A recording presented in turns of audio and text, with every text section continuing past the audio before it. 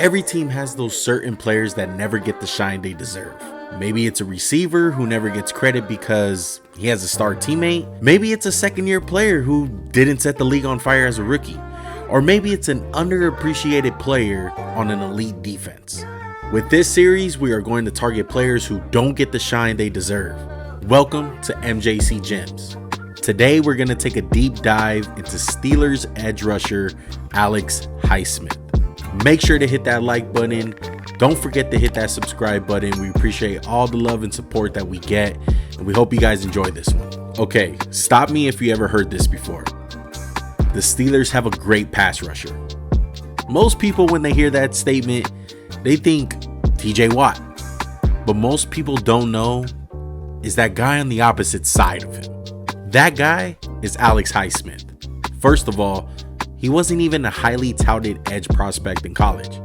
He was a 49er. Well, a Charlotte 49er. Yes, you heard correctly, Charlotte 49er. And you probably never heard of that school.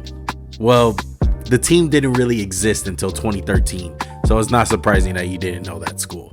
It's kind of depressing to know that I'm 15 years older than this program. Highsmith was a late third-round pick and had a quiet rookie year. As a sophomore, he became a starter, and in his third year, he broke out. He had 14.5 sacks, which was good for 6th in the NFL, and led the league in forced fumbles. The Steelers gave him a 4-year, $64 million contract extension before this year, and he continues to prove why he's worth every single penny. Alright, before we even get further into this video, I already know the comment section is going to be going crazy if I don't say this. Alex Highsmith is not better than TJ Watt. This is not the reason why we made this video. Let's make that very clear. Now, is Alex Highsmith a product of TJ Watt? Well, they both have a shared relationship.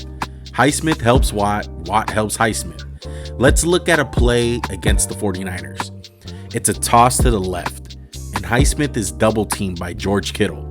Not to mention one of the best blocking tight ends in the NFL, if not the best. And just look at him, he still makes the play. He really shines as a run defender. He's stout when the balls run at him. And he's a good athlete to run plays down and play in space. Let's take a look at this play against the Browns. It's an RPO, and Highsmith is on an island. First, Highsmith has to decipher if Watson's going to hand off the ball or keep it. He starts off by playing the running back, but still has enough athleticism to recover and make the play on Watson, who kept the ball. Bro, this wasn't the only play in space Highsmith had to make this game. For an example, the first play of the game, he was able to get a pick six. Well, he was probably in the right place at the right time, but look at the explosion. Once he gets the ball and how he tight ropes up the sidelines, his fluidity, his quickness, it shines on this play. And it translates to his game on how skilled he is as a pass rusher. In the same game against the Browns, Highsmith destroys the left tackle, Jedrick Wills. As soon as the ball is snapped, Wills tries to reach out and tries to punch Highsmith wide of the QB, but Highsmith bends around and gets the strip sack on Deshaun Watson. The quickness and the speed isn't just used on one-on-one matchups.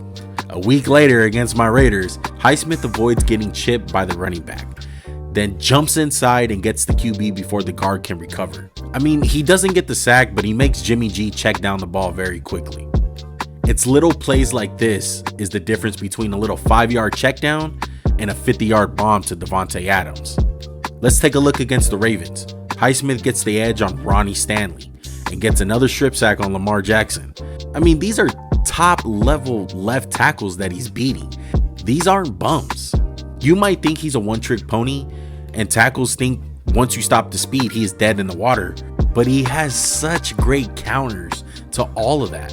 One of my favorites is his spin move. It's so quick that the linemen aren't ready for it. On this play against the Packers, the tackle sets to not give up the edge, and Highsmith leaves them in the dust. These counters are key to him growing as a player, because there's a lot of edges in the league that just use pure speed and athleticism to bend that edge.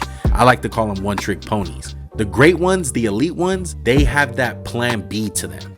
It's sad to say, when you play next to a guy like TJ Watt, it's easy to get lost in the shuffle. But you can tell the Steelers have trust in Highsmith, in the player that he is and will become. Like I mentioned in the beginning of this video, they rewarded him with a 4-year, $68 million contract. Looking at the traditional stats, you might think that Highsmith took a step back after getting paid, but that's just not the case.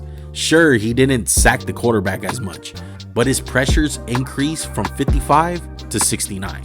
Sacks can be such a misleading stat. I find a lot more value in pressure numbers than sacks. On ESPN's pass rush win rate, he won at a rate of 21% while pass rushing.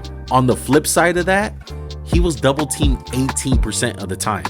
Just to put things in perspective, TJ Watt only faced double teams 14% of the time. That's the lowest rate out of these top guys. So maybe TJ Watt is a product of the system. I'm just kidding, I didn't say that last part. Did he benefit from playing next to TJ Watt? Absolutely. Did years of seeing how TJ Watt practices and how he goes about his craft help? Yes, most definitely. Some of the hand placements and techniques are a carbon copy of TJ Watt. Look, the point of the video is not to say that Highsmith is better than TJ Watt. All I'm trying to say is that Alex Highsmith is a dog as well. So the next time that you're watching the Steelers on a Sunday afternoon, you might want to pay attention to that number 56 because you're watching a gem. And what do you guys think of Alex Highsmith? Comment down below. I know some Steeler fans are going to be watching this, so show your pride for Alex Highsmith. And tell us what you think of Alex Highsmith. Is he good? Is he average? Is he bad? Tell us in the comment section down below. Make sure to like the video and don't forget to subscribe to the channel. Until next time, I'm out. Peace.